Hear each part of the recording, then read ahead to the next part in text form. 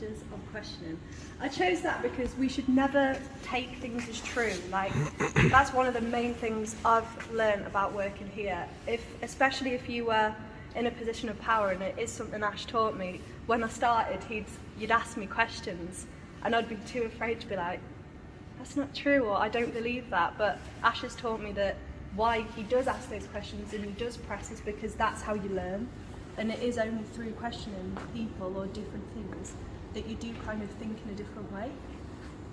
So from that video, I don't want you to answer these, I just want you to think about them.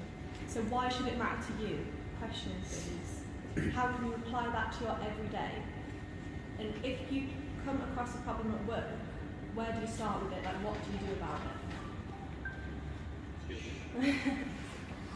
And that leads us nicely into the 5 whys. So hopefully you all know about this topic, and well, other than Alistair, so that's why I've chose it today. We did do a similar activity to this a while ago, but I don't think we kind of got the answers that we were looking for. So I'm going to try again and see where we get with it. So that is, in a nutshell, what the 5 whys are just there.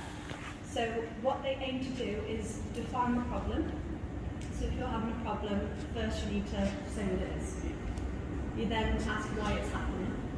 And then you keep asking why. It doesn't necessarily have to be 5 whys, but you keep asking why until you get to the root cause of the problem. Okay. So this was created by Sakichi Toyoda. Do you know who he is? No, that's no problem. So he kind of came up with the Toyota production system, but it was initially Toyota. We can do a meeting on that soon, so that'd be quite good. But he kind of developed the 5 whys to find out why problem choices. So how to run 5 whys as a group. So say if you're having trouble welding or with your actual welding machine or something, you'd invite everyone affected, so anyone that could help or would know. You would probably lead it because you know what the problem is. You'd then ask why 5 times, and you would try and find the root cause. We'll go through it, but that's in a nutshell how to do it.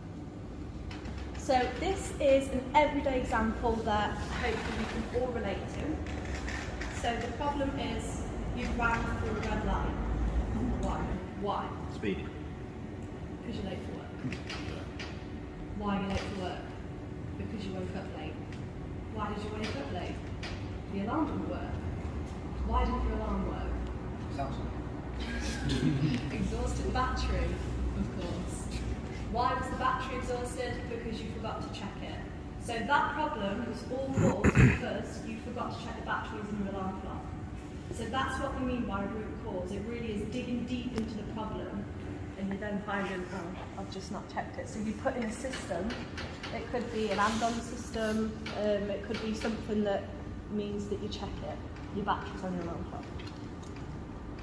So there's a bottleneck in fit out today. There might not be black emojis.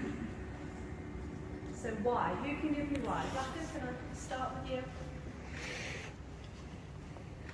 My example is probably because I'm not just on fit out, because I've already been round here welding steps, so nothing's happening that side. Because you're doing more than one job and you're flitting, it's made a bottleneck. Okay? We'll use that as the start. So Henry, why is Blackman flitting between jobs? Due to people being off ill. Yes, perfect. There you go. Yeah. Or I think it's booked, but so why is somebody off? It's annual leave that's booked, so we knew that, but I would say the why for that is why don't we have cover? That would be my why. Would you agree with that? Yes. That would be the next one. So why don't we have cover for fit out today? Can anyone do the next why? So why we don't have cover?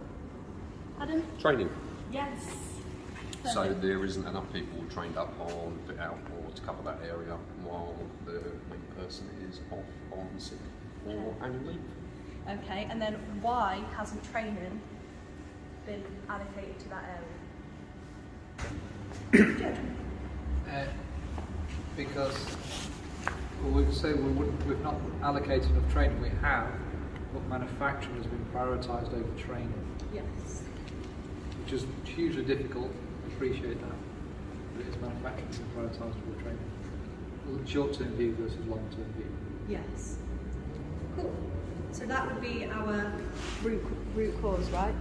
That we prioritise. Well, you could go, why has it been prioritised? Yeah, you can keep going. Keep going. Why is it prioritised? Is that down to people not feeling confident enough to say stop? We need to train because otherwise they get shouted at because this hasn't gone through the door. Is that why is that happening? Probably the effectiveness that we spoke about for that morning huddle, which I think is now more effective since it's got raised. Yeah. That probably why. The effectiveness of the morning huddle with people having the healthy conflict to discuss it. They'll say, I know this is going to slow us down, but if we train here, we'll be able to pick that up by Friday. Yeah. Conversation maybe. Yeah. And then maybe people don't feel they can weigh in. Think, well, I'll just sit back because Adam runs that bit or Jamie's doing that bit. I'll just wait to get told what to do and realise that they can actually weigh in. I think that's what we kind of got from our trip as well. So everybody's kind of right to weigh in on that conversation. Absolutely. I think, yeah, if that's your area and you feel like you've not got back up, then for sure. Cool. So is everyone clear on the root cause that we've got for that and how we got there? Yeah. Alistair, does that make sense? Yeah. Cool. That's the 5 whys.